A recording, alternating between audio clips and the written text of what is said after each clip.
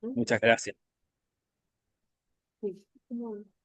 Bueno, vamos a comenzar entonces. Muy buenos días, una vez más, bienvenidos. Eh, a ver, miren, voy a compartir de inmediato la pantalla para contarles un poquito de qué se trata esta sesión, nuestra penúltima sesión, nuestra tercera sesión. Eh, a ver, el tema de las dos últimas sesiones que corresponden a los dos últimos módulos está asociado a los aspectos neurológicos del estrés y la forma en la que se puede gestionar esto, se puede gestionar las funciones que están asociadas al estrés de manera de alinear las acciones, las decisiones, en fin, los patrones que pueden aportar a nuestro bienestar. Si no, bueno, voy a compartir la pantalla.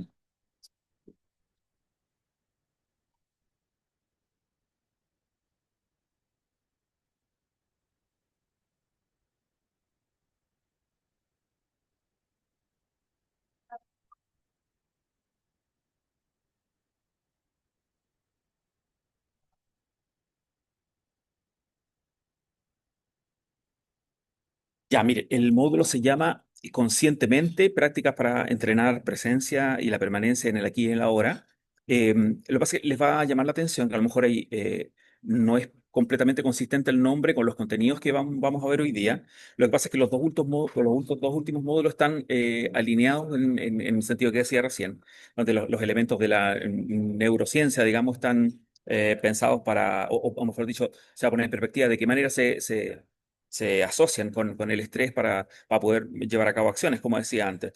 Entonces, en la mayoría de los temas que vamos a ver hoy día, que les voy a mostrar ahora precisamente los temas que vamos a conversar, son estos, entendiendo la fisiología del estrés, nuestro cerebro y el estrés, aspectos positivos y negativos de nuestro diseño cerebral y algunos factores del estrés. ¿No? Y la próxima sesión y también el próximo módulo vamos a ver algunas estrategias específicas de la línea del mindfulness, de las acciones preventivas y correctivas, en fin, y acciones que se conectan con el bienestar. ¿No? Esa es la razón por el nombre, es por la conexión que tienen las dos unidades, como van ustedes van a ver en el material que está en la plataforma. Entonces, vamos a comenzar intentando entender cómo funciona el estrés. Yo les contaba la semana pasada y también la vez anterior, que el estrés es una respuesta natural de nuestro organismo ante los eventos de la realidad que nos amenazan de alguna manera. Es un mecanismo de defensa que tienen prácticamente todas las especies en algún nivel o con distintas estructuras. En el caso del ser humano es altamente complejo, como es casi todas las funciones del ser humano. Eh, y participan una gran cantidad de mecanismos neurológicos, conductuales, psicológicos, en fin, el estrés es un fenómeno tremendamente complejo. De ahí la relevancia de poder entenderlo para poder gestionar el estrés, como decía antes, ¿verdad? O sea, si simplemente pensamos nosotros que para no estresarnos hay que tratar de respirar o estar calmado, digamos, estamos dejando fuera una serie de elementos muy importantes en el estrés, en la dinámica del estrés, y además estamos dejando fuera un montón de elementos que pueden ser sumamente útiles al momento de gestionar nuestro bienestar a través de la gestión del estrés, ¿no? Que puede sonar un poco raro esto de la gestión del estrés, sobre todo si consideramos el estrés como esta connotación que tiene en general de algo negativo, algo terrible, ¿no? Pero en realidad no es así. El estrés es un mecanismo de defensa que tiene nuestra especie y que puede tener tanto aspectos positivos como negativos, que es justamente uno de los puntos que vamos a abordar hoy día. Entonces, en ese sentido, uno de los hilos centrales, ¿verdad?, de esta capacitación es tomar conciencia de esto, ¿verdad?, de hacer uso de los aspectos positivos del estrés y prevenir aquellos aspectos negativos que vamos a ver hoy día también, que son bastantes. La verdad que el estrés mal manejado o un estrés prolongado puede tener efectos realmente muy importantes en nuestra salud, varios niveles, como vamos a ver hoy día. Entonces vamos a partir entendiendo la fisiología del estrés, como decía, como un fenómeno biológico, un fenómeno de nuestro organismo. Lo primero que es relevante para ya empezar a hacer esta diferenciación entre el estrés más benigno, digamos, más sano y más normal, y no me gusta mucho la palabra de normal, ¿verdad? Porque tiene ciertas connotaciones de positivo o negativo, en fin, más normal en términos de como lo común, lo corriente, la respuesta que es común en la mayoría de la gente cuando se enfrenta a algún desafío, y es que se activa este mecanismo de estrés, que es un mecanismo adaptativo. Entonces, la primera diferenciación que les propongo es la diferencia entre estrés agudo y estrés crónico, donde tenemos el estrés agudo, que es esta respuesta inmediata, ¿verdad? Sucede algo y nos activa y nos pone en estado de alerta, ¿verdad? En estado de adaptación. Y tenemos el estrés crónico, que vendría siendo es un síndrome y es la extensión de este estado de atención más allá del cese del estímulo o más allá de los niveles que resultan saludables. Déjeme hacer ya esta primera diferenciación. Primero que nada, ¿a qué me refiero con esto del cese del estímulo? Cuando nosotros enfrentamos alguna situación amenazante, un perro que nos ladra o en fin, cualquier situación que nos estrese o algo laboral o algo familiar, en fin, se activa este mecanismo de defensa, pero una vez que desaparece la amenaza, baja nuevamente, ¿verdad? Y volvemos al estado basal. Eso me refiero a desaparece el estímulo estresor. Pero muchas veces puede ser que por razones psicológicas o de salud de otro tipo, biológicas, no desaparezca el estado de activación incluso después que desaparece el estímulo estresor. O puede ser que el estímulo estresor sea permanente. O sea, por ejemplo, una persona que está bajo una situación estable y permanente de sufrimiento o de desesperanza o de amenaza, podría ser que el estado de estrés no desaparezca completamente y esto se convierta en un estrés crónico. No sé si me voy a entender. Por ejemplo, una amenaza que está afuera, en el momento que desaparece, el estrés baja naturalmente. Pero si la amenaza está dentro, me refiero a una idea recurrente, por ejemplo, o una situación que no desaparece, puede ser que el estrés se convierta en estrés crónico. Es un poco para que ya vayamos teniendo en mente la diferencia. No es negativo, ni malo, ni insano estresarse momentáneamente por algo que demanda nuestra atención, que demanda nuestro compromiso mental y emocional. ¿Se entiende? Es una respuesta normal. Ese no es un mal estrés, ya es un buen estrés, digamos, es adaptativo. El mal estrés es el otro, que justamente a donde deberían apuntar nuestras acciones preventivas y correctivas y un poco la gestión de nuestra salud a través del manejo del estrés, ¿no? Vamos a ver algunas diferencias generales. Primero que nada, la duración, como ya se lo habrán imaginado, en el caso del estrés agudo, es breve. Desaparece el estímulo estresor y desaparece este estado de activación, mientras que el estrés crónico es una respuesta de largo plazo, ¿verdad? Se mantiene esta situación de tensión. Déjeme ya poner esta idea en perspectiva. Yo les decía que cuando estamos en presencia de un estímulo estresor, se activan todos estos mecanismos de defensa. Vamos a ver ahora un poco más de detalle cómo sucede esto, con un gasto tremendo de energía. Ya de ahí que, por ejemplo, van a ver ustedes más adelante por qué sucede y las consecuencias que esto puede tener. Se produce una producción extraordinaria de azúcar. Ya el azúcar es el combustible del cuerpo. Además, una serie de otros cambios fisiológicos que requieren un gasto de energía enorme. Entonces ya en ese sentido, la prolongación del estado de estrés tiene una disfuncionalidad enorme en términos de este gasto de energía disparado, muy por encima del normal. Es como, por ejemplo, si nosotros tenemos en nuestra casa un nivel de gastos relativamente estable y predecible, y de pronto enfrentamos una situación que amerita muchísimo una inversión grande. Sí, ¿no? Se puede hacer un esfuerzo momentáneo, salir del problema y recuperar gradualmente la estabilidad económica. Imagínense si el problema no desaparece y nos empieza a demandar ese mismo gasto permanentemente, eso va a terminar colapsando nuestra economía. Pasa lo mismo con la salud. Sí, ¿no? Ese gasto excesivo de energía finalmente nos pasa la cuenta en términos de salud. Respecto de la causa, en el caso del estrés agudo son situaciones puntuales, ¿verdad? Una discusión con la pareja, o en el trabajo, una curiosidad, un accidente, o hablar en público, en fin, hay distintas cosas que nos estresan. Eso también varía de persona a persona, creo que les decía el otro día. Cada uno de nosotros genera ¿cómo podríamos decir? Una percepción de las distintas cosas que nos rodean y le hacemos atribuciones.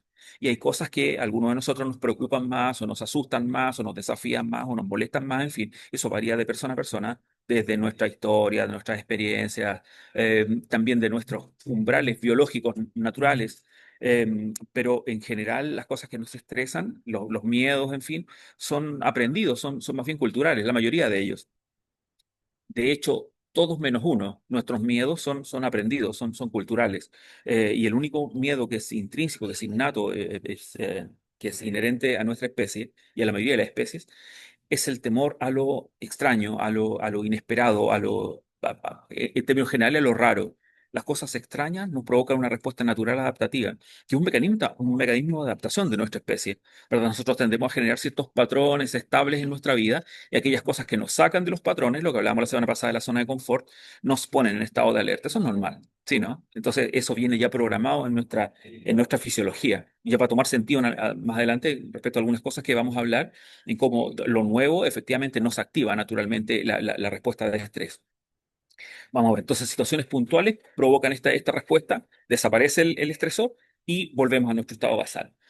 En el caso del estrés crónico, las causas son problemas persistentes, conflictos familiares, conflictos laborales. En el caso de los niños en la escuela, por ejemplo, el bullying, el acoso escolar.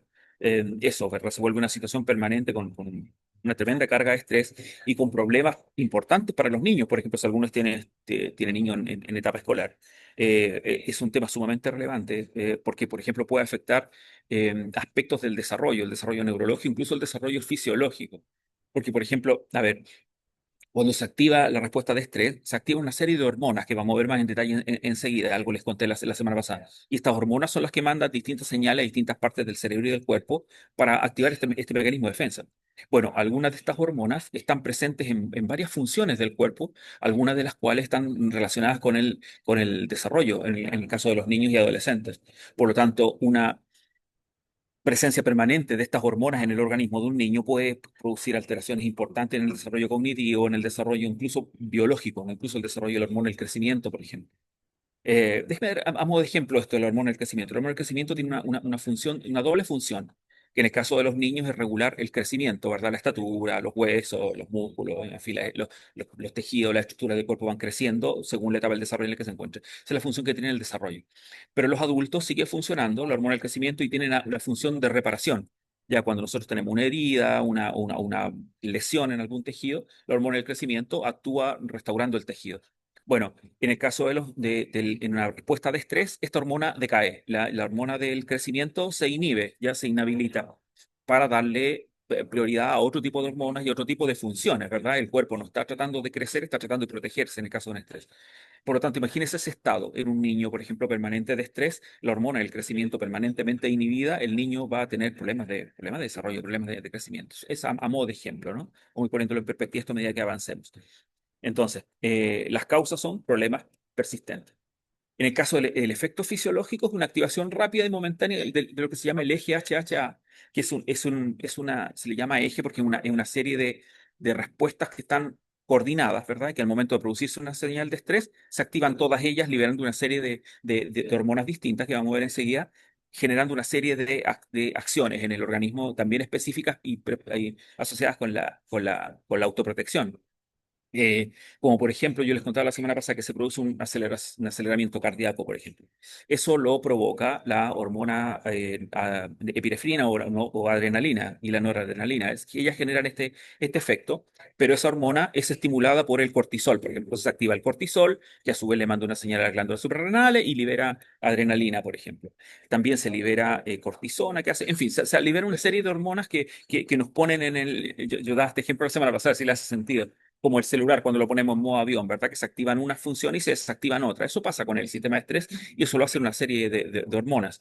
Entonces se produce una activación rápida de este eje, que es este cúmulo de funciones que se activan simultáneamente cuando estamos en un estado de estrés, con un gasto de energía importante y con una alteración en el funcionamiento normal de nuestra fisiología, que es funcional en términos momentáneos, ¿verdad?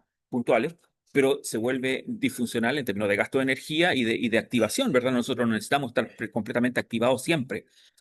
Cuando se produce una respuesta extra, un estímulo estresante, no, necesitamos un estado especial de foco, ¿ya? Y de activación y de tensión psicológica, que es funcional para poder responder correctamente a una amenaza, pero es disfuncional que se mantenga permanentemente. ¿Se entiende?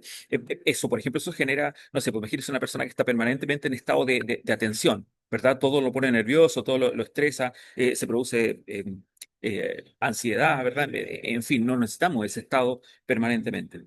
Eso pasa entonces cuando tenemos, en el caso del estrés crónico, se produce una activación prolongada de este eje y estamos permanentemente liberando cortisol, permanentemente liberando adrenalina, manteniendo bajos los niveles de otras hormonas que son funcionales, ¿verdad?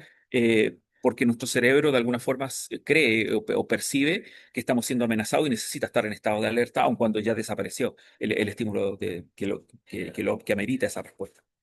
En cuanto a impacto en perdón, el efecto, sí lo dije ya. En cuanto al impacto que tiene en el cerebro, mejora momentáneamente el foco atencional y la memoria. Estas funciones se sobreestimulan, ¿verdad? Se activan una serie de conexiones en el cerebro, y se liberan neurotransmisores también que facilitan la memoria y el dirigir la atención.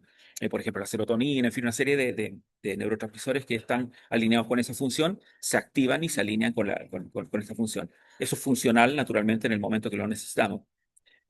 Ahora, a largo plazo, tiene efectos negativos en el hipocampo, la amígdala y la corteza prefrontal, que son estructuras sumamente importantes para nuestro día a día, para el funcionamiento sano del cerebro. En el caso del hipocampo y la amígdala, las funciones relacionadas con las emociones, por ejemplo. Una persona en estado permanente de estrés, en estrés crónico, pierde sensibilidad emocional respecto de algunas emociones. Y se activan sobremanera otras emociones que son funcionales en el momento de estrés, pero no en el día a día. ¿Verdad? Como el hiperfoco, por ejemplo, como la anedonia, se llama, que es una disminución de la capacidad de satisfacción, por ejemplo, que puede quedar en segundo plano, ¿verdad? Puede pasar se vuelve menos relevante cuando estamos tratando de sobrevivir, no sé si me explico, ¿verdad?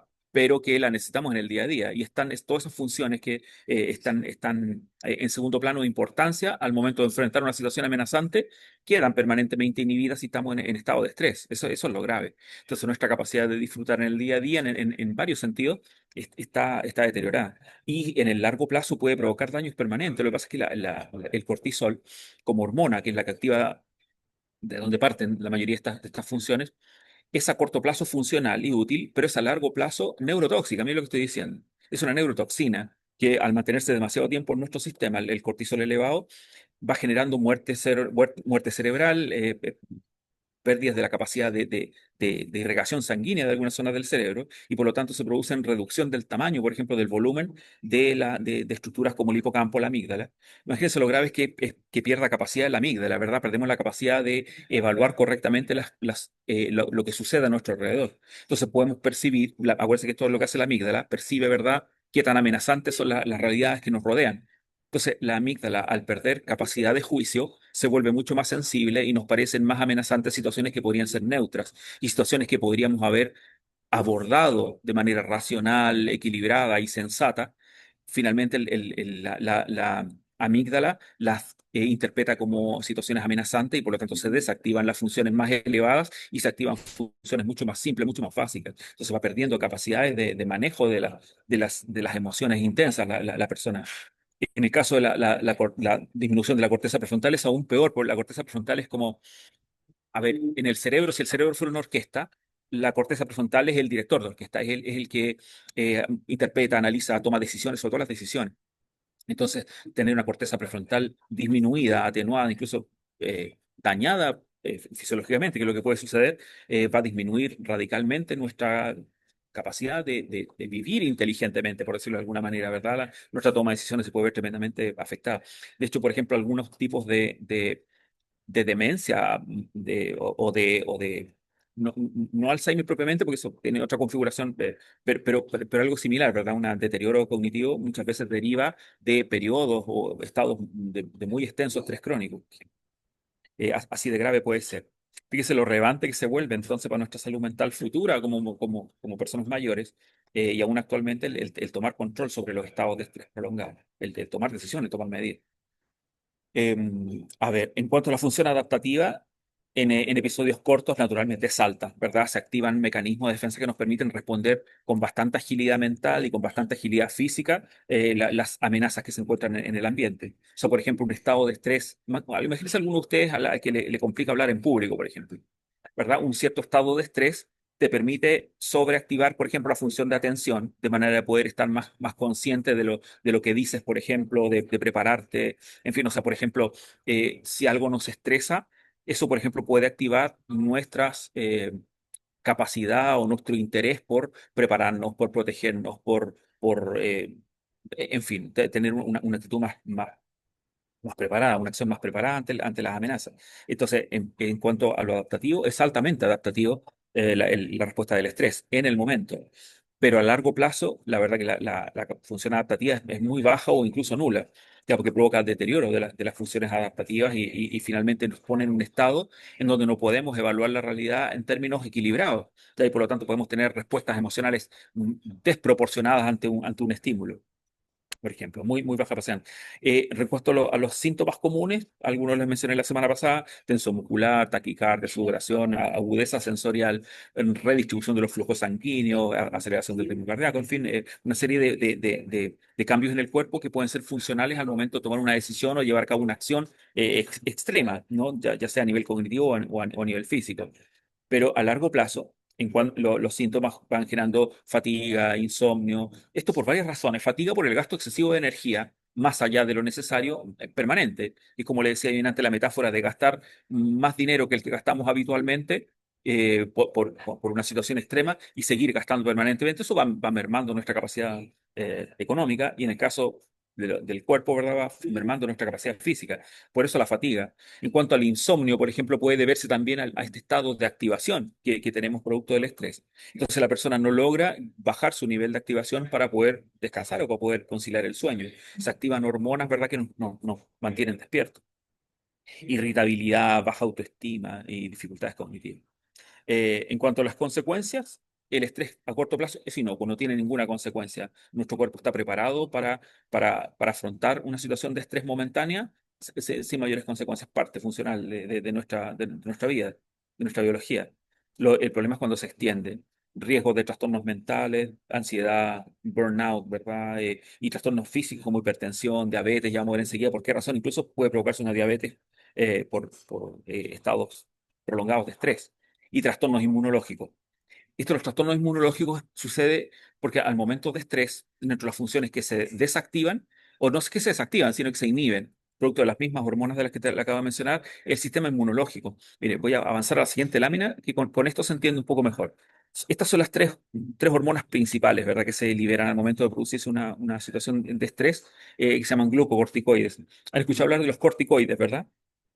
Un tipo de molécula que, bueno, tiene una serie de funciones. De hecho, por esa razón se utiliza médicamente, ¿verdad? Sobre todo la cortisona. Mire, les voy a mostrar primero el cortisol, que ya hemos estado hablando de eso, que libera la respuesta de estrés, activando esta serie de funciones que le hablaba yo recién. La cortisona tiene una función bastante particular. Tiene una función, primero, que una reguladora de la respuesta del estrés, ¿verdad? Una vez que se libera el cortisol y desaparece el estímulo estresor, se libera cortisona, y la cortisona ayuda a recuperar el nivel basal que teníamos antes del sistema estresor. Pero también durante el estrés genera, por ejemplo, supresión de algunas funciones, como por ejemplo la función inmunológica.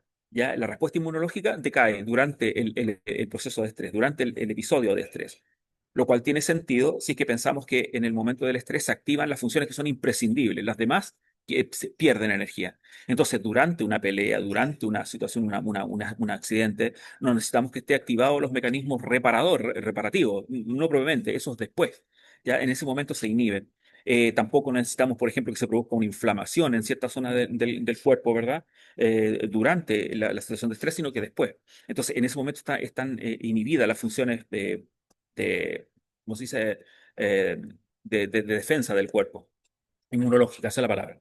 El problema está en que cuando se produce un estrés crónico, tenemos permanentemente inhibidas las funciones de defensa del cuerpo y eso nos hace propensos a otro tipo de enfermedades. De hecho, la cortisona, por ejemplo, se utiliza en ambientes médicos eh, para reducir inflamaciones, por ejemplo, ¿verdad? Porque justamente una de las cosas que hace es eso, es contrarrestar las funciones inmunológicas.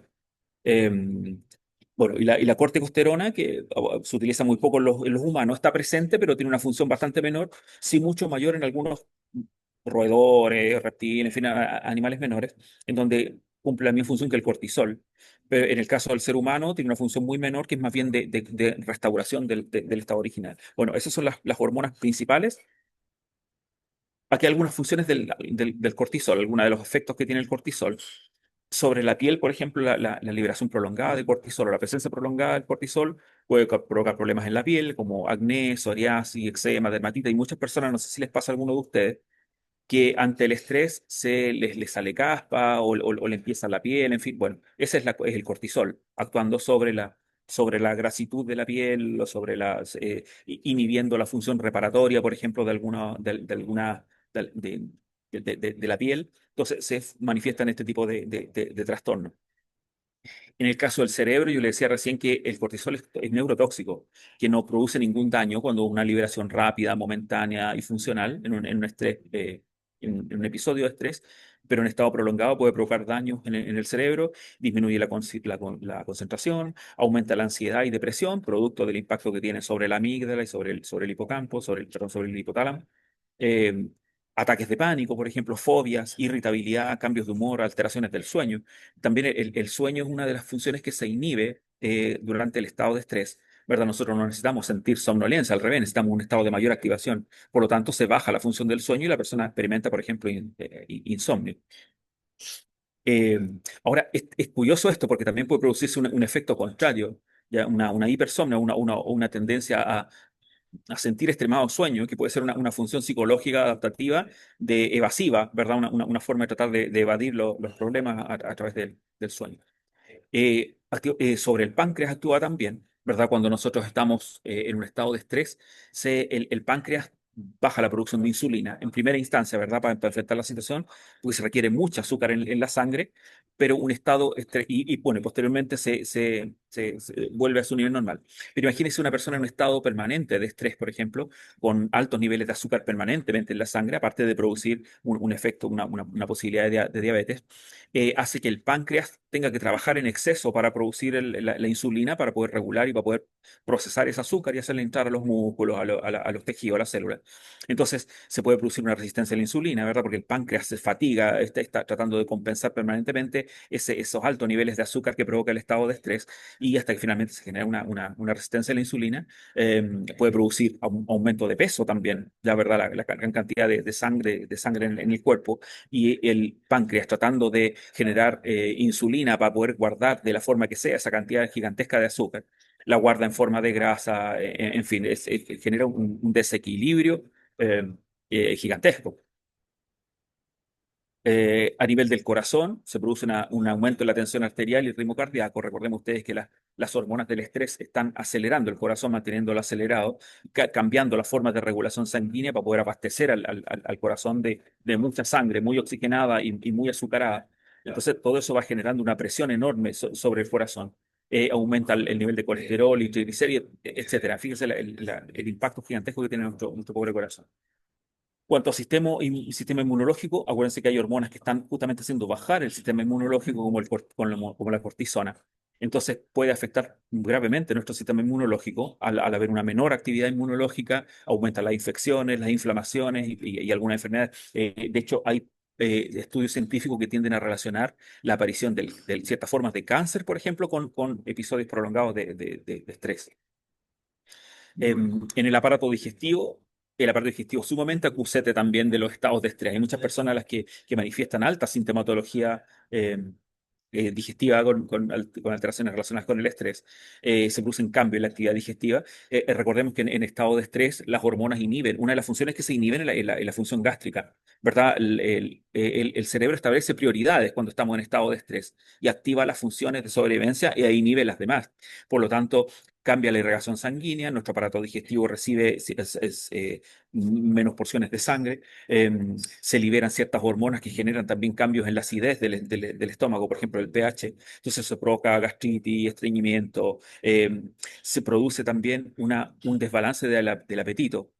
Si bien es cierto, cuando estamos en una situación de estrés, puede ser que la persona no sienta deseos de comer, viene una activación muy grande del deseo de comer, ¿verdad? Producto de que el cuerpo necesita llenar de azúcar la sangre, ¿se acuerdan?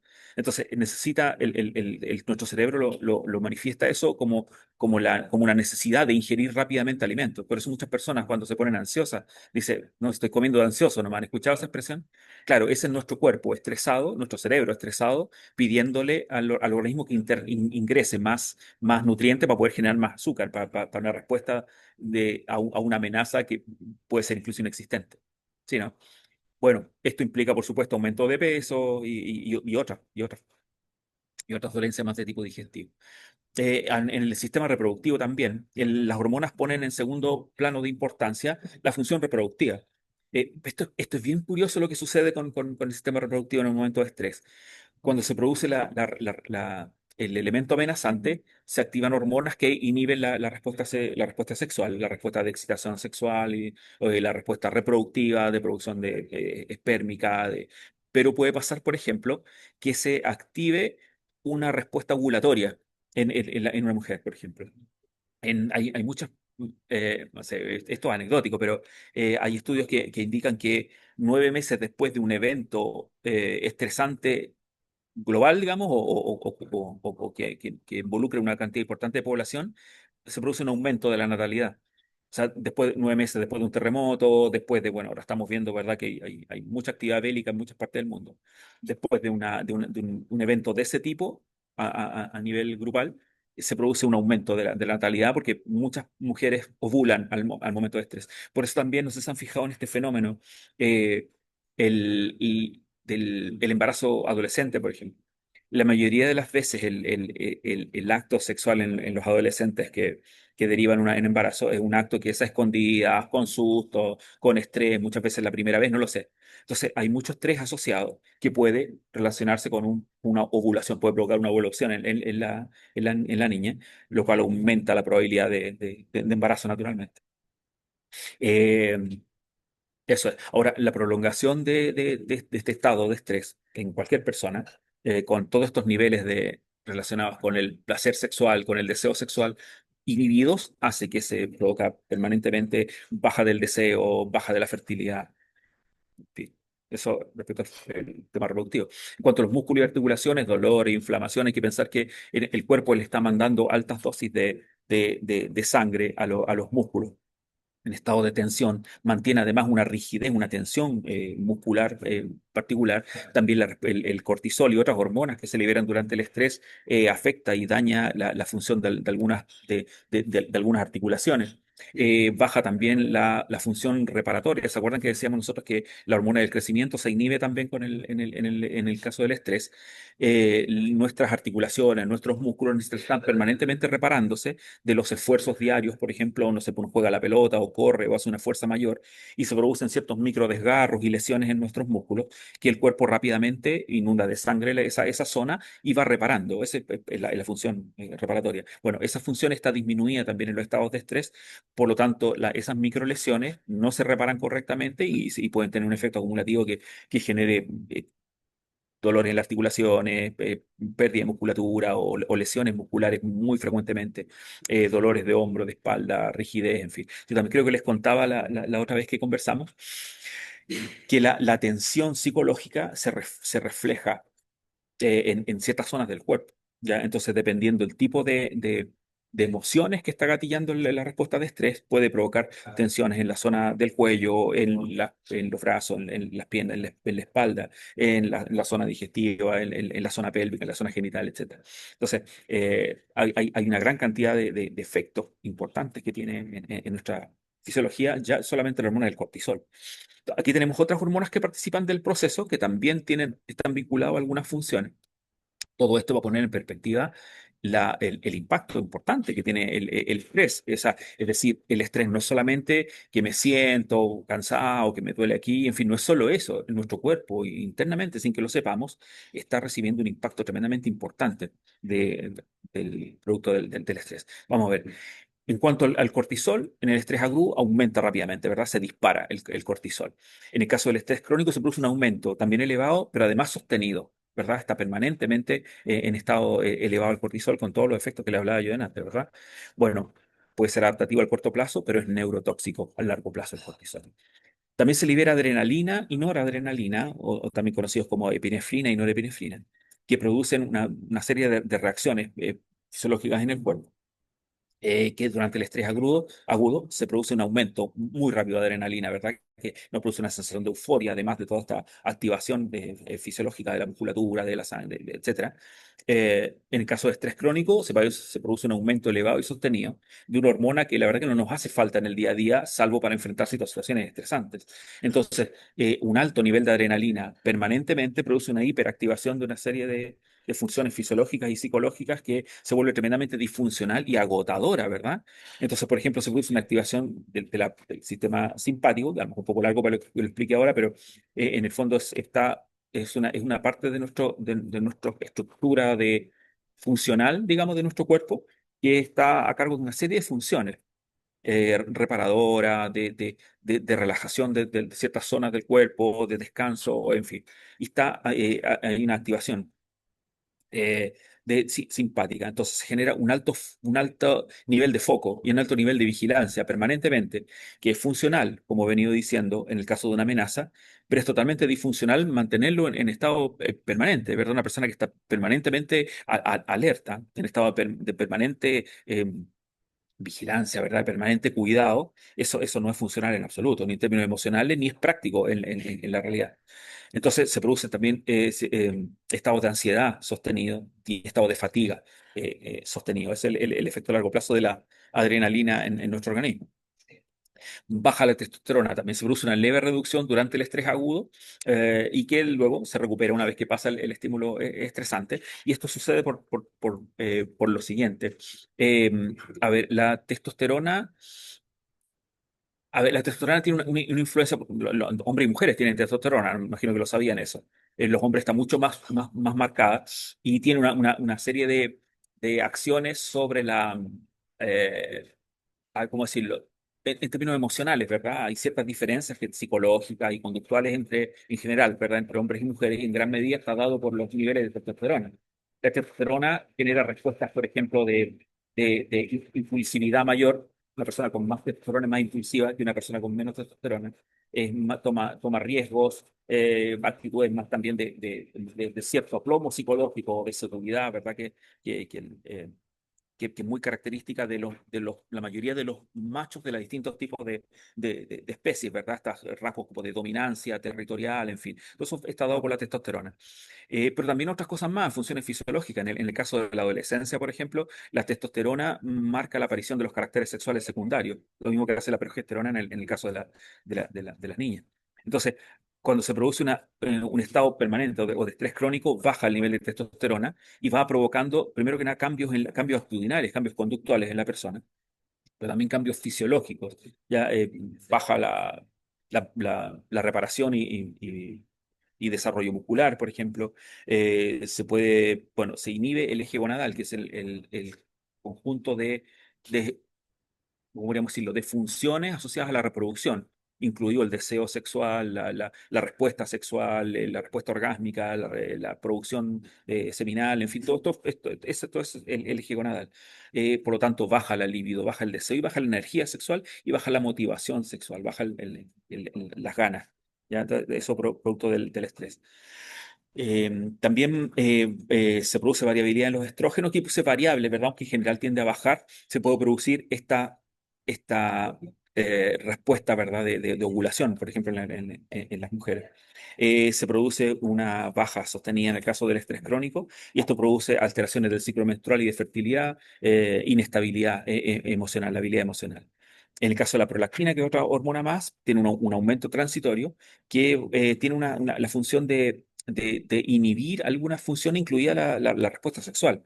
Recordemos que el organismo está activando todas las funciones que lo ayudan a mantener vivo, ¿verdad? Sobrevivir. Y se ponen en segundo plano, en estado de latencia, una serie de otras funciones más, incluida la función sexual. ¿Me doy a entender? Ahora, en algunos animales, por ejemplo, se ha observado conductas bien curiosas en donde al producirse la alteración de las hormonas que regulan la respuesta sexual, hay muchos animales que bajo estrés tienen respuestas estereotipadas sexuales, ¿verdad? Como de dominio, incluso en hembras, por ejemplo, en animales hembras, en momentos de estrés, se activan patrones conductuales sexuales masculinos, no sé si me doy a entender, o de macho, de esa especie. Pero en general en humano lo que provoca es una baja en la libido, una inhibición de la reproducción y la libidinal. La insulina, la que lo decía antes, se produce una reducción momentánea de la insulina al momento del estrés. Acuérdense que la función acá, como le puse ahí, es sobrevivir, no almacenar. Eso es lo que hace la insulina. La insulina lo que hace es actuar sobre las células del cuerpo para que puedan internalizar el azúcar y procesarla y guardarla en la forma de, bueno, generar energía, pero además guardarla en la forma de grasa, de moléculas más complejas de glucosa Bueno, eso se produce una disminución momentánea para que haya mucho azúcar en la sangre, para que esté disponible para los músculos, para, en fin, para la función del cuerpo. Em, Posteriormente, cuando se llega a producir un estrés crónico, el azúcar está siempre en estado muy alto. Entonces, nuestro páncreas trata de producir mucha insulina para poder procesarla y, por lo tanto, se produce una alta liberación, ¿verdad?, de insulina. Y eso, a la larga, va fatigando el páncreas, genera resistencia a la insulina, y lo que se llama una diabetes tipo 2 y obesidad, ¿verdad?, producto de que hay mucha más, mayor cantidad de nutrientes en la forma de azúcar que la que necesita nuestro cuerpo, por lo tanto se va acumulando en la forma de grasa. Entonces el estado de estrés puede provocar obesidad. La hormona del crecimiento también baja durante el episodio y luego aumenta momentáneamente. También tiene sentido esto. Baja durante una pelea, por ejemplo, pero después necesita que suba para poder reparar los tejidos que se dañaron durante el accidente, la pelea, por el sobreesfuerzo cardiovascular, etcétera. ¿Sí, no? En el caso de un estrés crónico, se produce una supresión crónica, es decir, baja permanentemente la hormona del crecimiento, por lo tanto, baja la capacidad de crecer, en el caso, imagínense, en adolescentes, y baja la capacidad reparativa de una persona en edad adulta. Tiene un impacto enorme en el desarrollo infantil, en la reparación de tejido y en la generación de energía. Finalmente, las hormonas tiroideas, la tiroides, ¿verdad? Se produce un leve descenso, la mayoría de las veces en el estado de estrés agudo, no a todo el mundo le pasa, pero puede suceder que ocurra un pequeño descenso. Pero en el caso del estrés crónico se produce una inhibición sostenida de las hormonas tiroideas. Y la tiroides tiene, no sé si alguno de ustedes ha tenido o tiene problemas de la tiroides, y estará sumamente informado de la cantidad de funciones que dependen de la tiroides. Son muchísimas. Las personas con problemas de la tiroides pueden tener problemas en una serie de funciones del cuerpo sobre las cuales las hormonas tiroideas tienen funciones regulatorias. Entonces genera fatiga, lentitud cognitiva, aumento de peso. Bien, para que se hagan una idea, yo les conté que soy psicólogo de profesión y también atiendo pacientes. Y, por ejemplo, muchos pacientes que llegan con depresión, una de las primeras medidas que yo tomo eh, de ayuda es pedirle que se haga un examen a la tiroides. Por ejemplo, muchas veces las alteraciones a la tiroides tienen sintomatología casi idéntica a la depresión. También regula funciones como el peso, ¿verdad? Personas con problemas de la tiroides pueden bajar gravemente o subir gravemente de peso. Eh, en fin, fíjense la cantidad de cosas que pueden verse afectadas por el estrés. ¿Qué es lo que he estado tratando de poner en perspectiva en esto? Que el estrés es un tema que deberíamos tomarnos tremendamente en serio, ¿verdad? Puede tener impacto sobre nuestra salud más allá de lo que a lo mejor nos habríamos podido imaginar. No es solamente cómo nos hace sentir en el momento, ¿verdad? El sentirnos estresados, sino que el impacto incluso fisiológico que puede tener en nuestro cerebro y en nuestra salud cotidiana. Fíjense lo relevante que se vuelve. Puede producir algunos cambios el estrés a nivel estructural, por ejemplo, a nivel de la corteza prefrontal. Yo le decía recién que es la encargada de la toma de decisiones, el director de orquesta de nuestro cerebro. Y puede incluso no solamente verse inhibida funcionalmente, sino que incluso estructuralmente puede disminuir de tamaño, ya producto de que se pierden conexiones, se produce muerte neuronal producto del efecto narcotóxico, no, neurotóxico, quiero decir, del cortisol. Ya por lo tanto se puede disminuir, incluso en términos permanentes, nuestras capacidades cognitivas, nuestra capacidad de toma de decisiones. Disminuye la capacidad de procesamiento emocional, producto del efecto que tiene el cortisol y las demás hormonas sobre la amígdala, sobre la hipo. Eh, Siento que hay un ruido que me está interrumpiendo. Sobre bueno, las distintas estructuras, el circuito límbico en general, que es las áreas de nuestro cerebro que regula las emociones. Ya, por lo tanto, podemos tener alteraciones permanentes de regulación emocional o la habilidad emocional, más allá incluso del proceso mismo del estrés, si se me va a entender. También puede tener un efecto importante sobre el hipocampo. El hipocampo es una estructura que tenemos acá al costado del cerebro que se llama hipocampo porque a alguien le pareció que tiene un parecido al caballito de mar, ¿verdad? Que se llama hipocampo. Tiene una forma así parecida como la estructura que tiene el hipocampo. ¿Han comido usted alguna vez estas que son como soufflés anaranjados, larguitos, así como una nubecita naranja? Bueno, esa forma tiene aproximadamente el hipocampo. Bueno, los daños en el hipocampo regula funciones como la memoria, por ejemplo, la formación de memoria a largo plazo, la regulación de la memoria, de la memoria inmediata, en fin, y el aprendizaje. Ya, por lo tanto, puede producir alteraciones del estrés en nuestra capacidad de recordar, incluso la capacidad de aprender. Por lo tanto, hay una serie de consecuencias funcionales que están descritas ahí un poco más abajo en la lámina, como pueden ver, como dificultades para concentrarse, problemas de memoria, un problema de memoria espacial y a corto plazo. La memoria espacial es para, eh, a ver, no sé, se te pierden las cosas, ¿verdad? Hay muchas personas que somos distraídas y nos pasa permanentemente. ¿Dónde dejé las llaves? En fin, los lentes. Bueno, ese tipo de respuestas, por ejemplo, se elevan enormemente por los daños del estrés. Se te olvidan las cosas también. Nuestro cerebro planifica mentalmente, incluso no conscientemente, planifica nuestro día a día, las cosas que tengo que hacer, a dónde tengo que ir. Esta sensación que alguna vez han experimentado, se los digo como ejemplo, no porque tengan necesariamente estar asociadas a un daño neurológico o al estrés, pero son cosas cotidianas que nos han pasado a todos alguna vez, ¿verdad? Como para que se imaginen lo que es vivir permanentemente con estos efectos disparados, como llegas a un lugar y no te acuerdas a qué ibas, chuta, a qué ibas. Algunos dicen que hay que devolverse, ¿verdad? Y uno se logra acordar. Bueno, ese tipo de fallas, digamos, en la memoria se ven incrementadas con el producto del estrés crónico. Dificultades para tomar decisiones, tu producto del daño de la corteza prefrontal y hacer planes a futuro, que es otra de las cosas, otra de las funciones que es la corteza prefrontal. Alteraciones emocionales, producto del daño de la amígdala, ya, depresión, ansiedad, anedonia, ¿verdad? Que está baja en la capacidad de disfrutar. Muchas cosas que antes te gustaba hacer o cosas que te provocaban placer ya no te dan ganas de hacer. Reducción de la densidad neuronal, ¿verdad? Se produce pérdida de conexiones neuronales y muerte neuronal, por lo tanto baja la cantidad de neuronas que están disponibles y la cantidad de conexiones disponibles para nuestras funciones cognitivas. Dice lo grave que es eso. Alteración en el flujo sanguíneo cerebral también, ¿verdad? Que si la irrigación sanguínea varía, haciendo que seamos propensos a enfermedades cerebrovasculares. Ok, esta idea me gustaría que le dieras una miradita también. Existe una noción, una idea, y muchas veces gente se pregunta por qué tendemos a focalizarnos en lo negativo en vez de valorar lo positivo, ¿verdad? Porque siempre buscar lo negativo. Bueno, aunque ustedes no lo crean, es una tendencia natural defensiva de nuestro cerebro, ¿verdad? Es natural que el cerebro haga eso. ¿Por qué razón? Porque nuestro cerebro lo que está tratando de hacer es protegernos. Ya, por lo tanto, es mucho más funcional, es loco lo que voy a decir, pero es mucho más funcional para nuestra sobrevivencia y para nuestra estabilidad, para nuestra seguridad, desconfiar de las cosas más que confiar, ¿verdad? Esperar o suponer que va a pasar algo negativo, eso nos permite prepararnos. El ser demasiado confiado es más peligroso que ser desconfiado. ¿Me doy a entender? Esa es la lógica por la cual es una tendencia natural el tender a dar una interpretación pesimista, negativa, peligrosa de las cosas. Nuestro cerebro hace eso naturalmente. Es una cuestión de entrenamiento mental y de aprendizaje y en algunas ocasiones de actitud, ¿verdad? Como de convicción, el buscar ver el lado positivo de las cosas y confiar.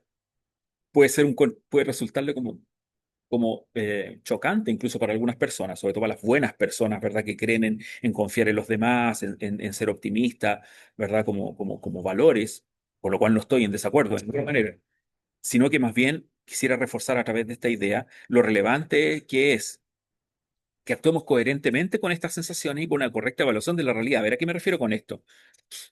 Por supuesto que es igual de ingenuo no confiar en nada que confiar en todo. Es igual de ingenuo, ¿verdad? Es igual de simplificada la percepción que tenemos de la realidad. Deberíamos hacer esfuerzos por tratar de evaluar las cosas en la dimensión que tienen.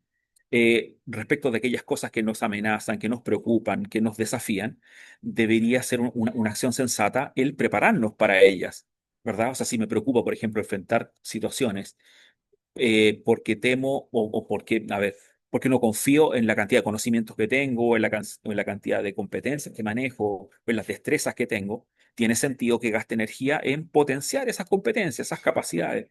Si temo respecto a las cosas que podrían pasar a futuro, tiene sentido que planifique, que prevenga, que me prepare. ¿Me doy a entender? O sea, lo que trato de decir es que no es que sea normal pensar mal, aunque lo es. O sea, lo que no es recomendable es quedarse en esa perspectiva. ¿Ya? Lo que tiene sentido es gestionar desde ese punto de vista lo que hacemos en pos de nuestro bienestar. Entonces, vamos a ver, si es que yo quiero liberarme, ¿verdad?, de esta tendencia natural de desconfiar de la gente, trato de generar patrones saludables, relacionales, ¿verdad?, de generar confianzas, de generar relaciones confiadas, de generar eh, ¿cómo podríamos decirlo? Generar lazos sanos con las demás personas, ya que nos permita tener ciertas garantías de confianza, rodearme con gente en la que pueda efectivamente confiar. gente que me demuestre patrones permanentes de buenas acciones, de generosidad, de buen trato, en fin. Tiene sentido incluso en términos neurológicos, mira lo que estoy diciendo. Elegir bien nuestras amistades, escoger un tipo de trabajo que me provoque satisfacción, ¿verdad? Un trabajo que me reporte buenas sensaciones, buenos resultados. En fin, eso tiene sentido para contrarrestar este efecto innato, natural, defensivo que tiene nuestro cerebro. La función principal en ese sentido de nuestro cerebro es detectar, en estos términos, ¿no? De lo que estamos hablando, es detectar amenazas y lograr la sobrevivencia. Por lo tanto, mira lo que estoy diciendo. La felicidad no es prioridad para nuestro cerebro. Puede parecer un contrasentido, pero es así. Eso tiene que ser una convicción, tiene que ser una decisión personal. Que en el fondo, uno de los elementos hacia donde se orienta esto que estamos hablando hoy día y el curso en general, es tomar conciencia de que nuestro bienestar es una, en gran medida es una decisión, es una actitud, ¿verdad? Es una convicción. Déjeme hacer un paréntesis un poquito con este concepto de convicción que me parece tremendamente relevante en la vida. Y yo lo entiendo de esta manera, a ver si les hace sentido esta descripción que voy a hacer. Hay muchas cosas que nosotros hacemos en la vida que son convicciones, que son decisiones, ¿verdad? Eh, Nosotros tenemos naturalmente, nuestro cerebro tiende naturalmente a buscar relacionarse con el ambiente en términos gratificantes, ¿verdad? De buscar el placer. Pero no todas las cosas que hacemos en la vida son cosas que hacemos por placer. La mayoría de las cosas que hacemos, muchas de las cosas que hacemos, no son decisiones propiamente, sino que formas de adecuarnos al contexto que nos toca. Por ejemplo, en esta misma clase que estamos teniendo ahora, a lo mejor muchos de ustedes querrían estar haciendo otra cosa distinta, es normal, es natural, ¿verdad? A lo mejor estarían mucho más cómodos tomándose un cafecito en el café o avanzando en el trabajo que tienen pendiente. Sin embargo, tomar la decisión, pues, por las diversas razones que los conducen a esa toma de decisiones, porque igualmente podrían haberse no conectado, haber no venido, haber faltado hoy día, no lo sé, y sin embargo tomaron esa decisión. Lo que está a la base, muchas veces en nuestra toma de decisiones, son convicciones, son decisiones. Las razones por las que hago las cosas tienen sentido en términos de convicciones. Yo le decía que tengo este ejemplo. A ver, cuando uno se empareja con alguien, por ejemplo, perdón lo burdo y lo simple el ejemplo, pero en este momento la forma que mejor lo puedo explicar lo que estoy pensando. Cuando nosotros nos emparejamos con alguien, por ejemplo, elegimos nuestra pareja, al momento de emparejarnos con alguien, no es que desaparezca por completo el sexo opuesto, ¿verdad? Estamos con la persona y todos los demás ya no. Eso no es así, eso no es cierto, ¿verdad? Puede seguir habiendo personas que nos resulten atractivas, personas que no. Por supuesto que sí, no es así. Es una convicción, es una decisión. Por lo tanto, la fidelidad, por ejemplo, es una decisión, ¿verdad? No es que al momento de estar en pareja o estar enamorados incluso, ya desaparezca toda posibilidad de que se me pase por la mente es el llevar a cabo no sé, un engaño, no lo sé. Es una decisión, es una convicción. Entonces, así como es esa y otras más, una convicción, lo es también nuestro compromiso con nuestra propia salud mental, con nuestro propio bienestar. Es una convicción, es una decisión. Y la decisión es la de buscar aquellas cosas que son sanas para mí y evitar, prevenir, gestionar aquellas cosas que son negativas para mí. Es una decisión personal. Esto se los digo porque, por ejemplo, a ver, uno puede tener la expectativa de que el contexto te proteja, ¿verdad? De que tu trabajo sea saludable para ti, que sea gratificante, que tus compañeros te apoyen y te colaboren. En ambientes ideales eso puede suceder, pero también podría no suceder. Entonces, no puedo dejarle todo al contexto. Hay ciertas acciones que parten por mí, ¿verdad? Son iniciativas mías. Yo no puedo simplemente esperar que mi clima laboral mejore, ¿verdad? Lo que sí puedo hacer es tomar decisiones mías personales, ¿verdad? Y de llevar a cabo acciones que promuevan aquello, ¿verdad? O sea, si yo llego todos los días con la cara así larga porque me carga mi ambiente de trabajo, estoy haciendo muy poco para que eso cambie. No estoy haciendo nada que cambie, al revés, estoy potenciando y reforzando aquello. En cambio, pero además, otra cosa, la poner en paralelo con esta idea, a ver si les hace sentido. En la realidad tenemos cosas que podemos controlar y cosas que no podemos controlar. Esto en la línea de lo que les decía, de hacernos cargo de la gestión de nuestro bienestar. Hay cosas que puedo controlar y cosas que no puedo controlar. Y el otro día escuché una frase que por ahí la leí o la vi, no sé qué, no sé, una persona que está muy preocupada por algo que sucede. Y otra persona le dice, pero ¿lo puedes corregir eso? ¿Lo puedes cambiar? La verdad es que no lo puedo cambiar, no depende. Entonces, ¿de qué te preocupa? ¿Por qué te estresas? O al revés, ¿lo puedes cambiar? ¿Lo puedes corregir? Sí. Entonces, ¿de qué te preocupas? Es una acción que te corresponde a ti, lo puedes hacer. O sea, en el fondo, puede parecer simple y lo estoy intencionalmente simplificando, pero en el fondo, fíjense, tomar eso como actitud. Efectivamente, si aquellas cosas de la vida sobre las cuales no tengo control, no las puedo cambiar, lo que me corresponde es adecuarme, adaptarme o alejarme, ¿verdad? Sacarlas de mi vida, porque no las puedo cambiar. Y al revés, aquellas cosas que sí puedo cambiar, tiene sentido que me proyecte hacia cambiarlas, si es algo que depende de mí.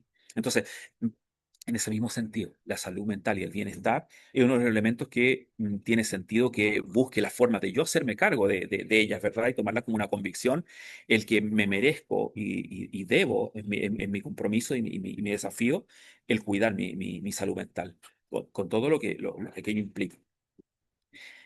Por eso, como corolario de esta lámina, es encontrar el bienestar en el día a día, es una tarea que la persona debe realizar por su cuenta, contrarrestando esta tendencia natural al pesimismo, a valorar lo negativo por encima de lo positivo, ¿verdad? Es una convicción. Muy bien. Otra cosa que quería que alcanzáramos a ver hoy día, antes de que nos despidamos, son algunos factores del estrés. Esto en la línea de lo que decía yo recién, de tratar de tomar control sobre las acciones que nos conducen hacia el bienestar, y el control del estrés es una de las acciones que llevo a cabo para fomentar mi bienestar personal. Vamos a ver, ¿cuáles son los factores, cuáles son los elementos que hacen aunque aumente nuestro nivel de estrés o se active nuestra respuesta de estrés? Una de ellas es el cambio, un cambio a la situación, una situación habitual. ¿Se acuerdan que estuvimos conversando la primera vez que nos conocimos, creo, o la segunda sesión, no me acuerdo muy bien? Estábamos hablando de la zona de confort. ¿Se acuerdan de eso? Nosotros tenemos los humanos una tendencia natural a buscar zonas de confort, a buscar estabilidad en nuestra vida, ¿verdad? Y en general nos provocan bastante complicación los cambios, en general, ¿no? Hay personas que se han autoprogramado en la vida, consciente o inconscientemente, para enfrentar los cambios en forma mucho más más serena, más calmada, incluso hay personas a las que les alientan los cambios, ¿verdad? Las personas a las que les agradan los cambios. Sin embargo, la tendencia natural del humano es que los cambios lo descoloquen, lo compliquen. Incluso aquellas personas que dicen que les gustan los cambios, le gusta probar cosas nuevas, pero los cambios probablemente, o sea, todos necesitamos cierto nivel de estabilidad. Entonces, una de las cosas que generalmente que nos provoca mucho estrés son los cambios en la situación habitual. Supone, como dice aquí, la aparición de nuevas demandas a las que el individuo se tiene que adaptar, ¿verdad? Yo estoy acostumbrado a mi zona de confort, a mi trabajo, lo hago bien, ¿verdad? Todas las cosas que suceden, yo me manejo bien, sé cómo afrontarlas, pero de pronto tengo que empezar, no sé, pues, a asumir una responsabilidad nueva dentro del trabajo, o el tipo de casos, de situaciones que tengo que abordar laboralmente son diferentes ahora. Y eso demanda una nueva serie distinta de respuestas posibles, una serie posiblemente incluso de competencias que no me había esforzado por desarrollar, una serie de esfuerzos que antes no hacía, etcétera. Entonces, todo eso genera un aumento de nuestro nivel de estrés. Usualmente nuestro organismo percibe esto como amenazante y activa la señal de estrés, ¿verdad? Se le libera el cortisol, baja la testosterona, etcétera. Entonces, en ese sentido, cada vez que hay un cambio en la situación actual, va a tender a provocarnos una respuesta de estrés, que puede ser, como decíamos delante, funcional, en el sentido que el estrés me ayude a enfrentar mejor estas situaciones, ¿verdad? Estoy con mayor foco, estoy con mayor intensidad, ¿verdad? Mi biología está más activa, por lo tanto puedo a lo mejor enfrentarlo de mejor manera de lo que creía. Sin embargo, podemos tomar incluso acciones preventivas y paliativas que pueden ser razonables. O sea, por ejemplo, prepararme para los cambios, ¿verdad? Tiene sentido que como profesionales, por ejemplo, extendamos los dominios, los límites de nuestras competencias más allá incluso de lo que el día a día me demanda. Tiene sentido eso. De manera que en el momento que se produzca algún cambio en mi estado laboral, en mi situación laboral, pueda tener un grado mayor de preparación que me permita adaptarme a esos cambios con mayor efectividad, con mayor eficiencia. Entonces, ya hay una acción que podemos ir gestionando, ¿verdad? Que es extenderlo, ¿no? El campo de, de, de cobertura, digamos, de nuestras competencias, de nuestras destrezas, de nuestra habilidad, de nuestros conocimientos, ¿verdad? Eso tiene sentido para prevenir los cambios. También, por ejemplo, planificar o tomar decisiones laborales con, no sé, con un plan B, ¿verdad? En consideración. Por bueno que sea el plan A, muchas veces el contexto no permite que se manifieste o se producen cambios en el ambiente que hace que el tener mayores alternativas, ¿verdad? De reacción, el nivel de estrés sea menor, ¿verdad? Y me permite una reacción más eficaz, más eficiente. Por ahí va. Entonces, un cambio en la situación habitual genera estrés y lo prevengo a través de estas acciones y otras que se le pueden ocurrir a ustedes, ¿verdad? Ahora, lo relevante de esto, de lo que estamos haciendo, es tomar conciencia de estas cosas de manera de poder gestionarlas conscientemente.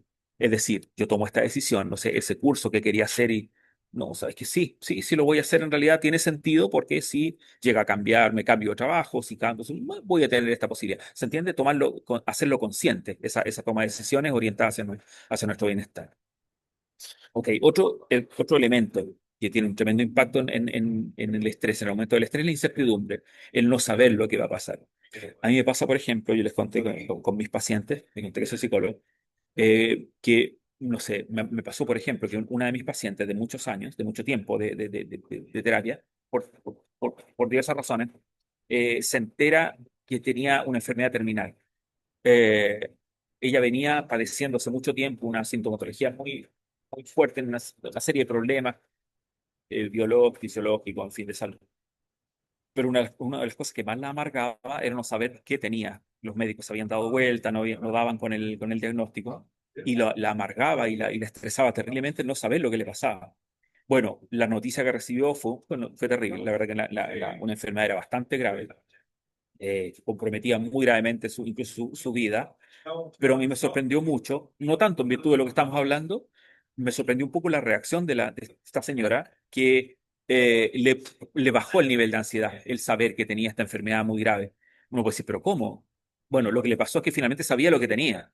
¿Se entiende? Lo que le mortificaba terriblemente era no saber lo que le pasaba, ver deteriorándose todos los días su salud y su calidad de vida sin saber lo que le pasaba, le provocaba un estrés enorme, una ansiedad terrible. Al momento de saber que la enfermedad que tenía era muy grave, ¿verdad? Pero ya sabía lo que era. Sabía las decisiones que tenía que tomar, sabía que el camino iba a ser difícil, pero un camino mucho más cierto, más a sabienda de lo que se venía. Y eso le produjo un grado de estabilidad emocional y una baja del nivel de estrés realmente sorprendente.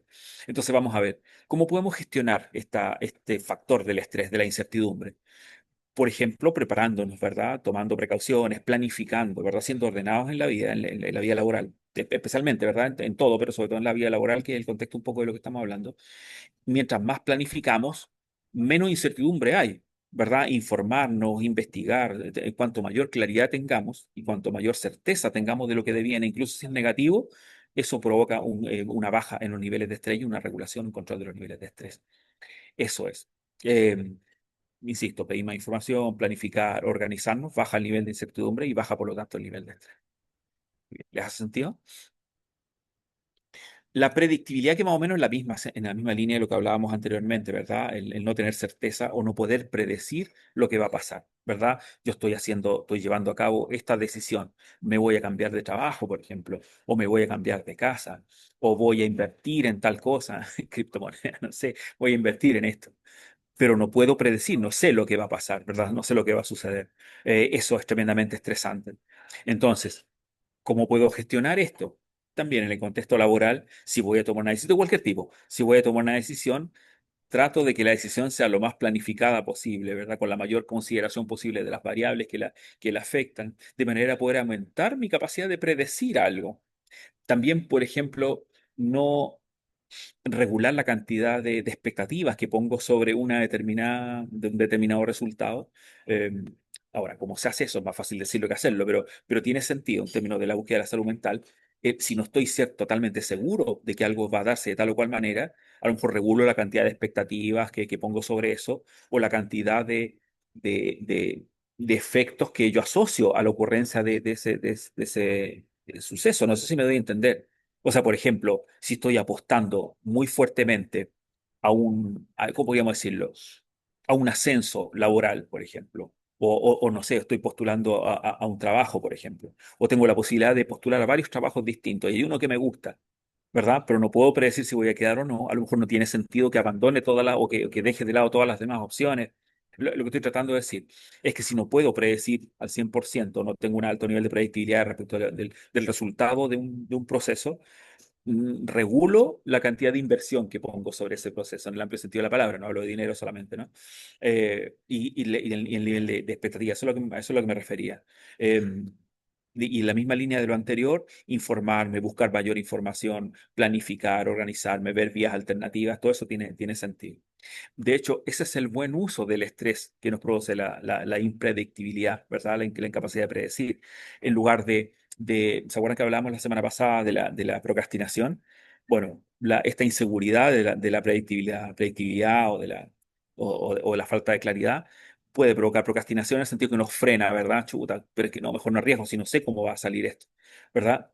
Al revés, o sea, en el fondo, el buen uso, el uso correcto, sano, racional de la impredictibilidad es buscar predictibilidad, es decir, informarme, buscar maneras de poder estar más, con una mayor capacidad de predecir el resultado y tener alternativas. Eso, por ejemplo. Mire, ponía como ejemplo aquí el no saber cómo va a reaccionar la otra persona con una actitud tuya. Entonces, esa predictibilidad. Mira, aquí voy a poner este ejemplo. Si yo tengo que decirle algo a alguien, algo que me molesta, por ejemplo, o algo que la persona está haciendo mal, o darle una mala noticia, no lo sé, y me preocupa cómo va a reaccionar esa persona, ¿verdad? Esa impredictibilidad, por supuesto, que me provoca estrés.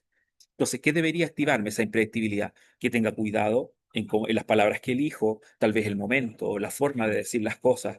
En fin, busco maneras de que ese evento sea más predecible. Esa es la forma sana y racional de enfrentar este factor, precisamente, que es la predictibilidad. La otra, la ambigüedad, también en la misma línea. Fíjese usted lo mal que le hace a nuestro cerebro el no tener claridad con las cosas. Le hace muy mal, provoca, eso ya es un factor de estrés en sí mismo. Entonces, en el sentido de la ambigüedad, ¿verdad? Bueno, esto es así o es así, ¿verdad? No sé, ponía aquí como ejemplo, a un trabajador se le asigna una tarea diferente que no ha hecho antes y las instrucciones son insuficientes o precisas, ya, pero ¿qué tengo que hacer? ¿Cuándo lo tengo que entregar? O me dicen esto, pero también esto otro.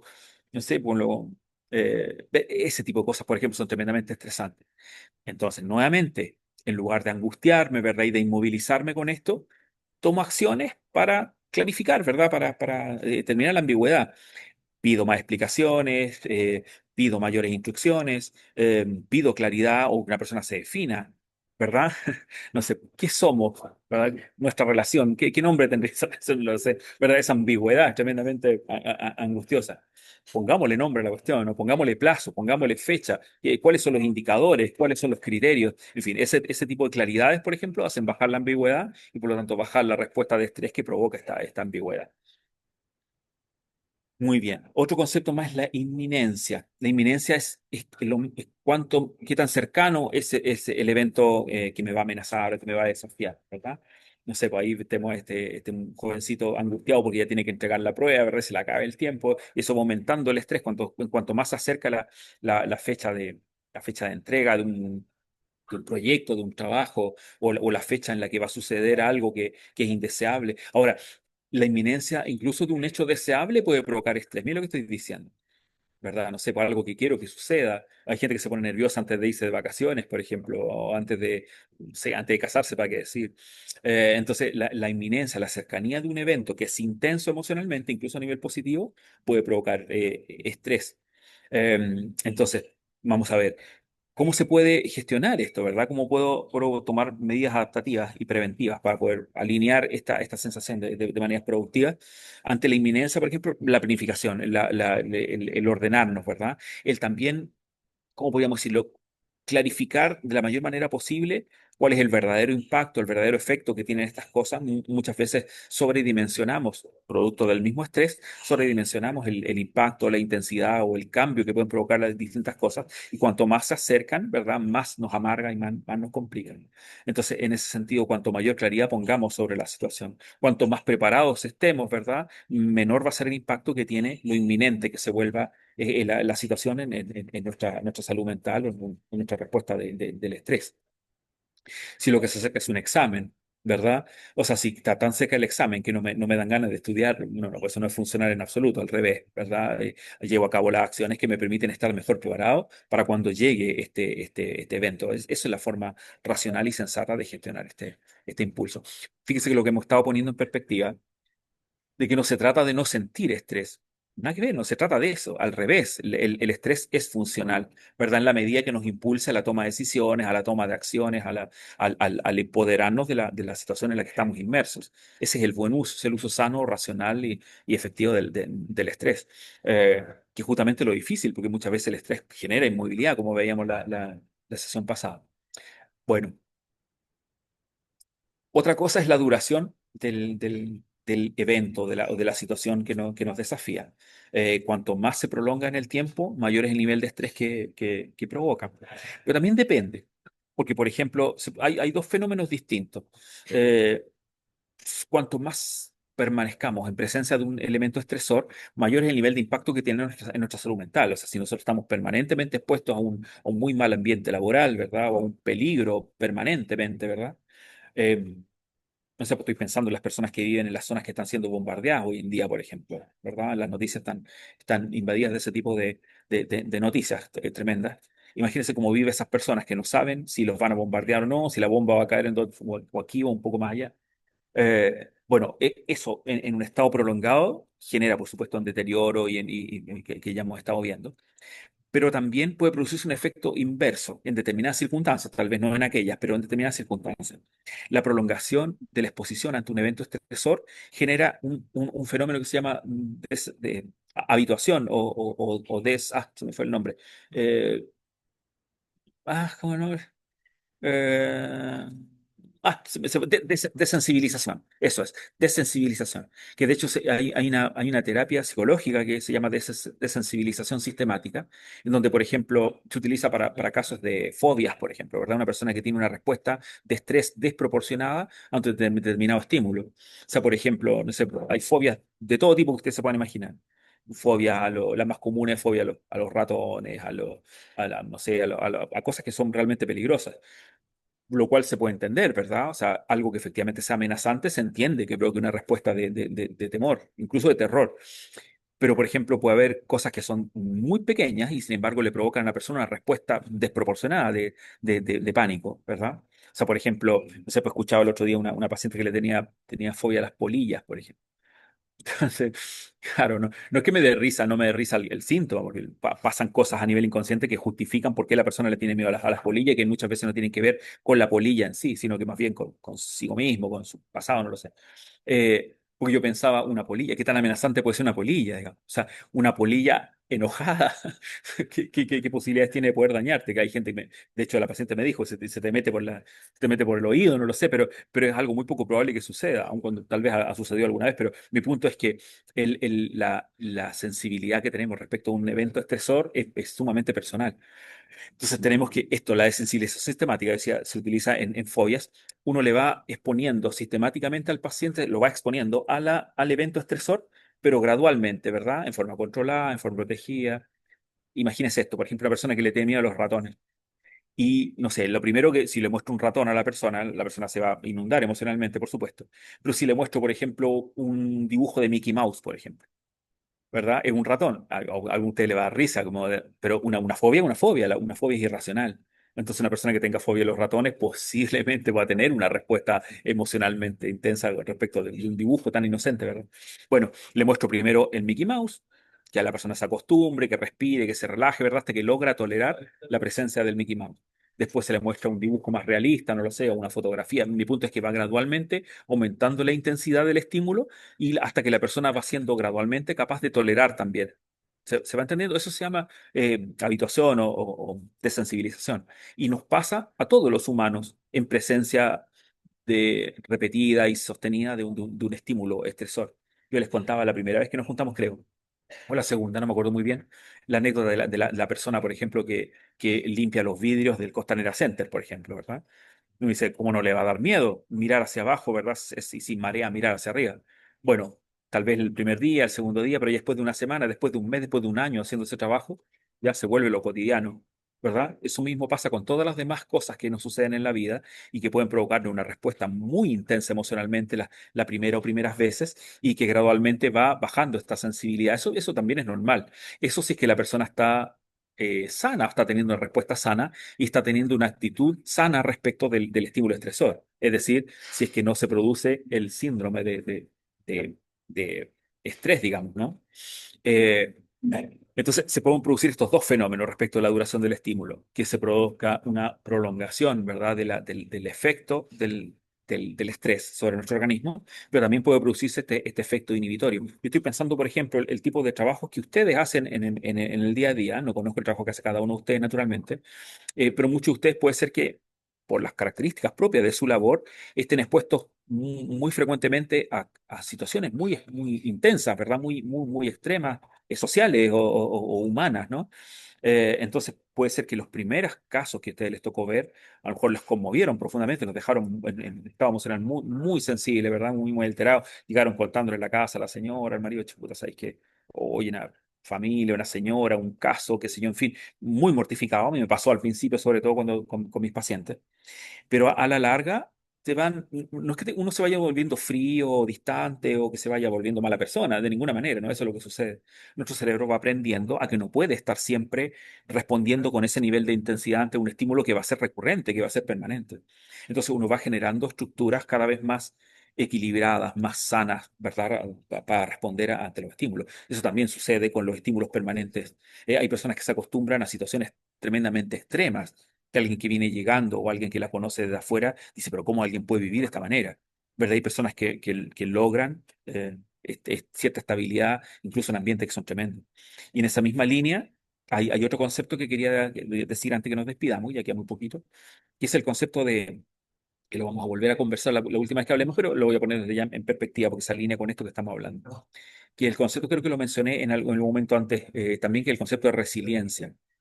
¿Verdad? La resiliencia es un concepto que la psicología tomó prestada del área de la industria, del área industrial, del área de la ingeniería o mecánica, no sé cómo llamarle, que una cualidad que tienen algunos metales de materiales, no metales, materiales en general, de resistir impactos, ¿verdad? Sin deformarse permanentemente.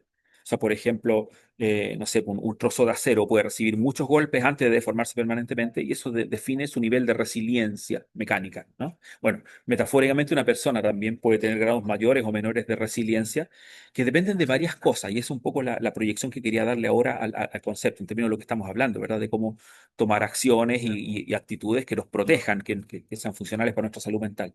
Y es que la resiliencia depende de ciertas... em, podemos llamarle, características de la persona, pero también de ciertas acciones o ciertas convicciones o ciertas actitudes, como decía antes. Hay personas que son por naturaleza o producto de su crianza o lo que sea, una mezcla de las dos cosas, de su biología y de su crianza, que son en general tremendamente resilientes. Muchas de ellas, personas que, por ejemplo, han sido expuestas a situaciones muy intensas emocionalmente a lo largo de la vida, a pérdidas importantes o a cambios grandes, en fin, o bien a una educación emocional, muy racional, no muy racional, muy consciente, muy sana, ¿no? Y que generan altas dosis de capacidad de resiliencia, capacidad de resistir impacto en la vida. Y al revés, personas que también, nuevamente, por razones biológicas, quiero decir, neurológicas, y personas que son por naturaleza más sensibles a los estímulos. Yo le hablaba de los umbrales el otro día, ¿verdad? Que por razones biológicas o por razones de crianza, pueden tener grados menores de tolerancia a la frustración o de capacidad de reacción eficiente ante los estímulos estresores, ¿verdad? Puede variar la resiliencia en términos de lo biológico y de la crianza, pero también depende de convicciones y de decisiones y de actitudes que puedo yo tomar conscientemente. Sí, ¿no? En la línea justamente de las cosas que hemos estado hablando, de gestionar la forma, no solamente lo que nos pasa, no siempre lo puedo gestionar, porque ya sucedió. Lo que puedo gestionar es cómo reacciono, las decisiones que tomo, cómo prevengo que vuelva a suceder. Ese tipo de cosas las puedo decir yo. Y por lo tanto puedo potenciar mi propia resiliencia, mi propia respuesta, ¿verdad?, ante los golpes de la vida, planificando, preparándome, regulando mis emociones, expresándome de forma saludable, generando vínculos sanos, ¿verdad? Y potenciando los vínculos sanos, alejándome o cortando los vínculos tóxicos. En fin, puedo aportar a mi propia resiliencia a partir de ciertas decisiones o de ciertos patrones en la vida que pueden ser más sanos, más eficientes también. Sí, ¿no? Bueno, ese concepto de resiliencia lo vamos a volver a mencionar en la próxima sesión, la última ya, poniéndolo en perspectiva también, pero va en la línea de lo que estábamos hablando recién. Otro factor importante del estrés es la intensidad del estímulo, no se lo podrán imaginar, ¿verdad? Los estímulos de mayor intensidad o que provoquen una respuesta emocional más intensa. Bueno, ahí puse, por ejemplo, a Mr. Bean teniendo un accidente, ¿verdad? Un accidente tiene una tremenda intensidad, no solo en términos de lo que nos desafía físicamente, sino que también emocionalmente. Por lo tanto, tiene un tremendo impacto en la respuesta del estrés. Retrayéndonos un poquito y terminando con esta idea. ¿Se acuerda usted de la amígdala, verdad? Esta estructura que le dije yo que está en el núcleo del cerebro. O en el núcleo, quiero decir, en el tronco cerebral, como en el centro del cerebro. Ahí está la amígdala, que no son esta amígdala, ¿no? Es correcto. Y que justamente lo que hace es evaluar un estímulo del ambiente, lo evalúa, lo dimensiona, ¿verdad? Lo calibra para ver si se requiere un procesamiento cortical o un procesamiento da la respuesta al estrés. No sé si me voy a entender con esto. A ver, la amígdala está filtrando permanentemente todos los estímulos que nos rodean. Si un estímulo de intensidad relativamente baja, la amígdala no se activa, no se dispara y por lo tanto no manda la señal al hipotálamo, al hipotálamo, a la glándula suprarrenal, no se activa la respuesta de estrés. Entonces no se activa, no se requiere, no se necesita. Lo puedo manejar con los patrones conductuales que tengo, con la capacidad que tengo, en fin, racional sin activar el protocolo de emergencia, digamos, sin apretar el botón rojo. Entonces manda la señal a la corteza prefrontal, la cual a su vez se apoya de la corteza de la zona reflexiva, analítica del cerebro, se toman decisiones, en fin, se procesa a nivel de la corteza, que es la parte más evolucionada y más avanzada de nuestro cerebro. Sin embargo, si la amígdala percibe el evento como muy amenazante, por ejemplo, si es demasiado intenso, la amígdala se activa, se enciende la alarma, se aprieta el botón rojo y se manda esta señal hormonal de la que hemos estado hablando, ¿verdad? Bueno, si un estímulo es más intenso, hay más probabilidad de que active la amígdala y por lo tanto se active el protocolo defensivo, que es el mecanismo de estrés. Entonces, por supuesto que la intensidad del estímulo tiene una importancia fundamental para que se active la respuesta de estrés y además el nivel en el que se activa también. Ya hay amenazas más chicas y hay amenazas más grandes. Entonces, eso activa una respuesta de mayor o menor intensidad también. Sí, ¿no? Em, a ver, respecto de eso, hay otra cosa más que les quería decir. Em, sí, lo último. Y ahora sí que lo último porque nos quedan como tres minutitos para terminar con esta idea, para que no quede en el aire esto de la amígdala. Lo que pasa, todos tenemos amígdala naturalmente y todos tenemos una amígdala que reacciona en forma sumamente extrema cuando se produce un evento estresor. Entonces uno puede programar un poco esa amígdala, puede entrenarla, educarla. ¿De qué manera? Una vez que la amígdala se dispara, se gatilla, ¿verdad? Por decirlo de alguna forma, yo creo que les contaba el otro día que prácticamente no hay nada que hacer.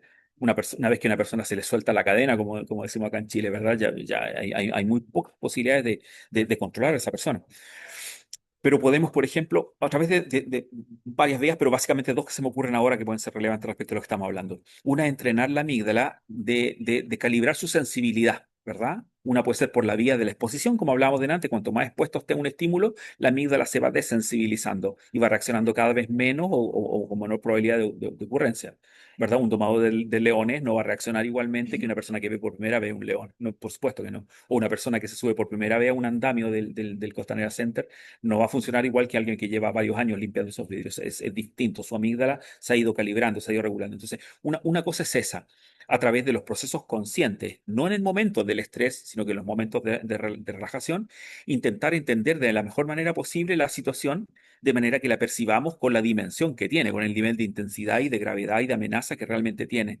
¿Se entiende? De manera que nuestra amígdala no sobredimensione la amenaza y no se gatille la respuesta de estrés si no se justifica, si es que tengo los medios para poderlo procesar conscientemente. Eso por un lado.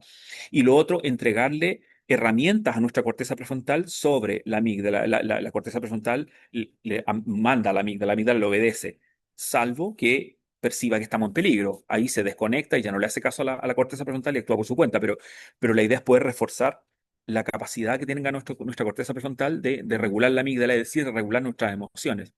¿De qué manera? En el sentido de generar patrones de autocontrol. O sea, por ejemplo, conscientemente, lo que decían antiguamente, no sé, mi mamá me decía, cuenta hasta 10 antes de dar una respuesta. Ahora mismo, por ejemplo, necesito mandar un correo a un cliente por una situación que me tiene medio molesto y lo escribí ayer, pero no lo mandé. hoy día, después de que me despida de usted, lo voy a volver a leer. Lo más posible es que no lo voy a mandar igual que como lo escribí anoche. No sé si me doy a entender, ¿verdad? Si no- una acción sensata es no reaccionar durante la activación emocional, sino que, por ejemplo, das un tiempo, contar hasta 10. Entonces yo entreno a mi amígdala para contar hasta 10. El cerebro aprende, el cerebro se puede programar. Entonces la corteza prefrontal va tomando gradualmente dominio sobre la amígdala. Prometo profundizar un poquito más en este concepto porque es bastante práctico y útil en términos de la gestión de nuestras emociones y del manejo de nuestras emociones. Eh, Eso, voy a dejar de compartir. Estamos prácticamente en el tiempo. Poner un poquito en perspectiva lo que hablamos hoy día, estuvimos viendo lo complejo que es, complejo en términos de la cantidad de elementos que participan en la función del estrés, de manera que no lo tomemos superficialmente, ¿verdad? Es un poco el punto, ¿verdad? Cuando cada vez que nos estresamos están pasando una serie de cosas sumamente complejas en nosotros, es complejo y complicado.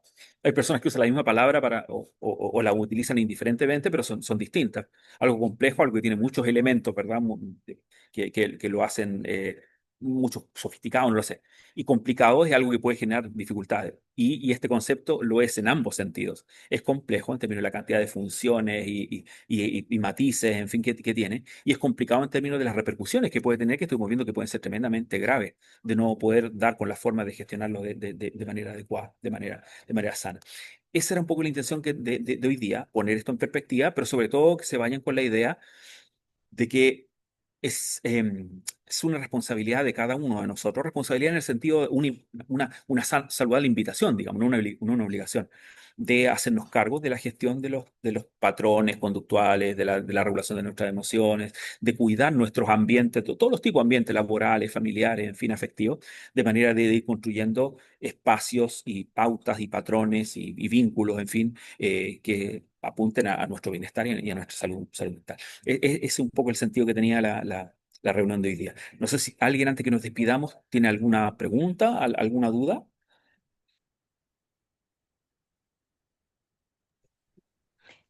Perdón que Con res- me disculpe, subí con bastante hoy día al... respecto Sí, al trabajo grupal, ¿se va a dar sí. la próxima semana? Los Perdón, sí, grupos del trabajo de la plataforma. ¿sí? Ya, sí, dígame.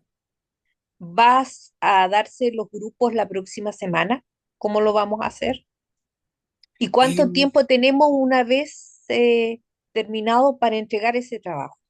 sí. A ver, yo tengo entendido que está contemplada la semana para la ejecución de eso, o sea, todo el resto de la semana para la ejecución de ese, hasta el día antes de la próxima sesión, para llevar a cabo ese trabajo.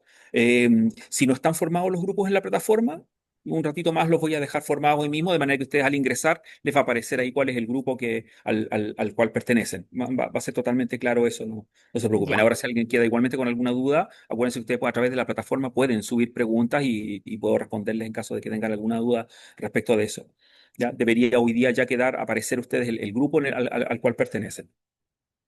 Sí, no sé si era esa la duda, ¿sí? sí. Bueno, ahí estamos, me parece, entonces. Eso sería por mi parte. Bueno, considerando que ya no hay más preguntas, finalizamos la clase, así que vamos a parar la grabación. Muchas gracias a todos por participar el día de hoy.